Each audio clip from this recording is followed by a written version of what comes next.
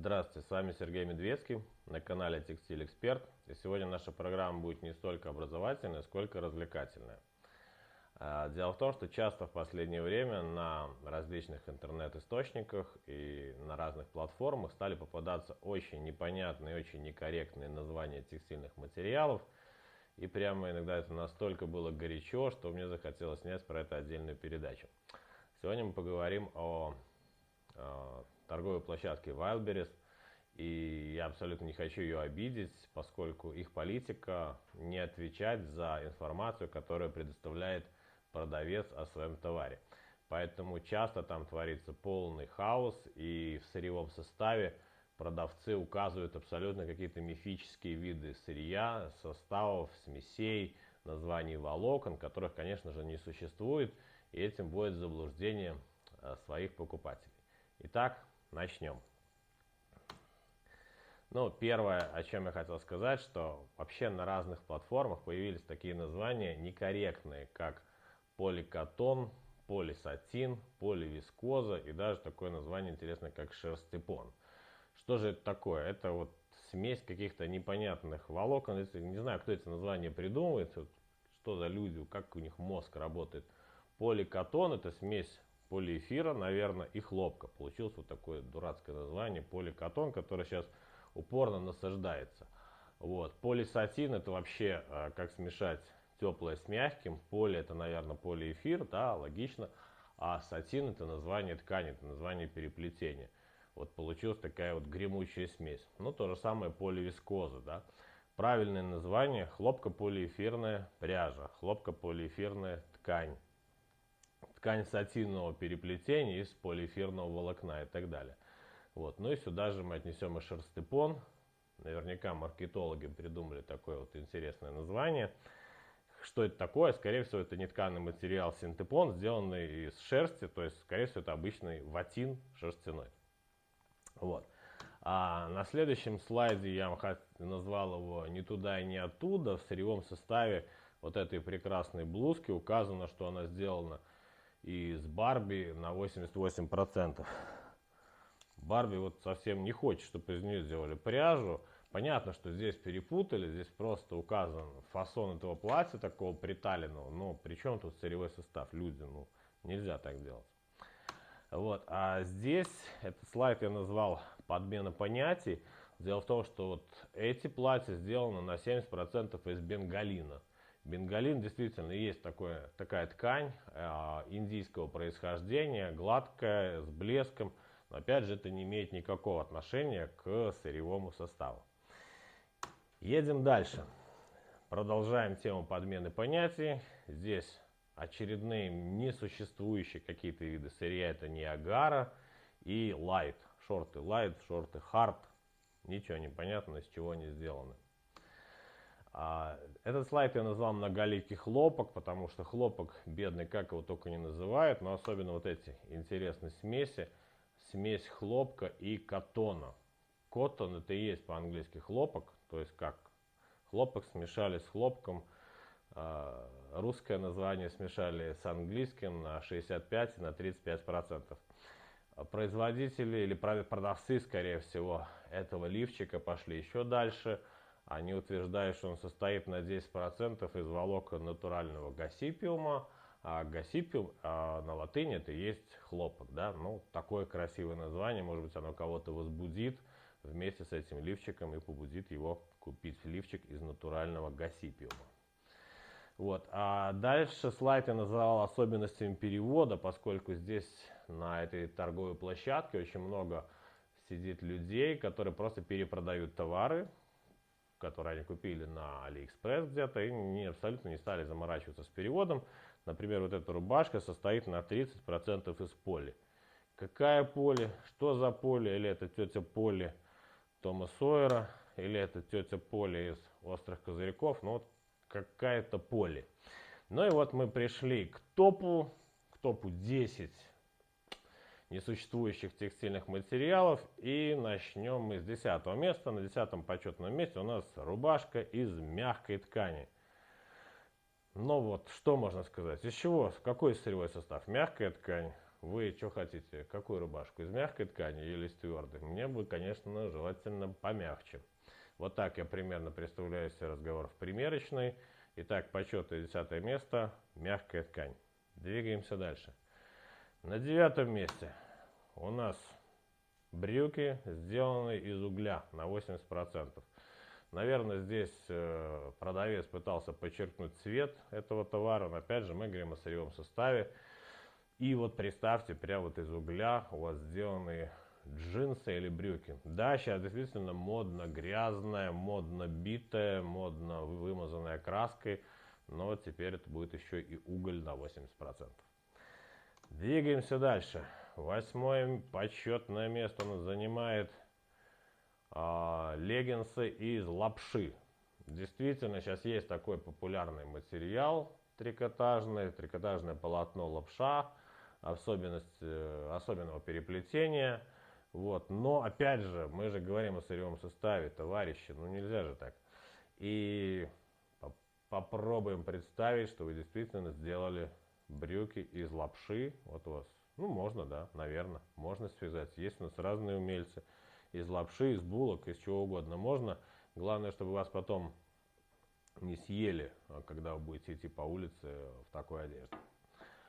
На 7-м месте у нас рубашка из смолы на 40%. Вот представляете себе смолу, да? Наверное, все видели. Вот представьте, что из нее сделана эта рубашка. Я почему-то вспомнил сказку из своего детства про братца-кролика и братца-лиса.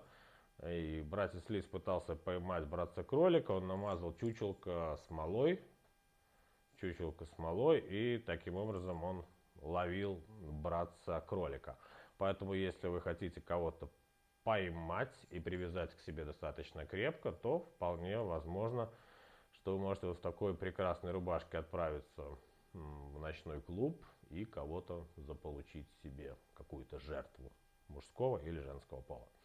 Двигаемся дальше. Что у нас на 6-м месте? На 6-м месте у нас ланолин. Ланолин — это вот прямо блузка на 100% выполнена из ланолина. Чтобы вы понимали, что такое ланолин, это воск. Воск, который получают при обработке овечьей шерсти, используется в косметологии. Вот у меня, например, крем из ланолина для лица, да, жирный. Но при чем-то одежда. Причем-то одежда, и как это вообще попало сюда, как ланолин попал в сырьевой состав этой блузки. На совести продавцов. Двигаемся дальше. Сейчас у нас будет прямо много фармакологии, которая опять же попала в сырьевой состав. Что мы здесь видим? Какие интересные вещи. Это брюки из полисорбата. На 100% полисорбат. Что это такое вообще, чтобы вы понимали? Это оксиэтилированные сорбитаны, неиногенные поверхностно-активные вещества, используются опять же в косметологии, увлажняют и успокаивают кожу. То есть, по идее, если мы так немножко пофантазируем, то надеваете брюки, они будут вас успокаивать, вашу кожу, оказывают увлажняющее воздействие, то есть какой-то прямо спа-эффект оказывают эти брюки. Наверное, нужно поднять цену на них. А вот эта юбка, она сделана из капроилметилглюкамида. Вот такое химическое соединение, изготовленное из глюкозы и кокосового или пальмового масла. Входит тоже в состав разных косметических продуктов за кожей тела, а также для продуктов для ванны. Туда же мы эту юбку в спа-процедуры носим и оказываем косметическое воздействие на кожу. Прекрасная блузка белая на 30% состоит из бензоэтоксида. И вот тут еще один получаем косметический эффект, потому что бензойная кислота в косметологии используется для отбеливания кожи, удаления пигментных пятен. Представляете, как прекрасно. Вы надели блузку, походили в ней и отбелили кожу. Она у вас стала без родинок, без пигментных пятен, без веснушек. Вот такое универсальное воздействие оказывает эта блузка. И последнее здесь у нас фармакология. Это брюки. Немножко в них добавили 5% гакелата. Чтобы вы понимали, что такое гакелат или циперметрин, это нейротоксический яд. Он используется при обработке полей для умерщвления насекомых, вредителей, которые поедают посевы различных злаков и не только. Вызывает у них всякие нервные болезни, от чего они умирают. Ну, то есть, если немножко мы пофантазируем, то если вы имеете каких-то насекомых на коже, то вы легко от них избавитесь, поносив вот такие вот штаны с гакелатом. Но тогда, конечно, нужно это указывать в описании товара. Очень хорошо будет расходиться в некоторых районах. На 4-м месте мы сейчас немножко пройдемся по алкашке. А что вы думали? Да, из алкоголя тоже делают одежду. Ром, виски, джин, что предпочитаете? Например, мы видим вот эту блузку, она сделана на 5% из этанола. Этанол, или он же этиловый спирт, на 5%. Как его употреблять в этой блузке, как она получена, это тоже знает только тот, кто изготовил ее. Более такой вариант изысканный, блузка на 90% состоящая из джина. Прекрасный выбор. Джин, только какой? Чистый, с тоником, пожалуйста. Или ликерная вот эта блузочка на 10% она с каким-то ликером. Но здесь производители пошли еще дальше. Здесь не только ликер, здесь еще и полиэстеры на 90%. Наверное, это был полиэстер, но превратился он в полиэсер. Кто такие эсеры, да, помните? Партия большевиков, меньшевиков, поле, это значит, наверное, много эсеров было. Вот я 3 нашел, каких-то эсеров в интернете. Итак, 90% полиэсеры и 10% ликер. Вот 4-е место. Едем дальше. Здесь мы уже пошли по тяжелой, господа, по тяжелой. Вот эта вот одежда, блузка, наверное, на 5% состоит из мета. Уолтер Уайт недоволен. Он недоволен 5% метом. 93, 95, 97%. Что за 5%? Ребята, ВТФ.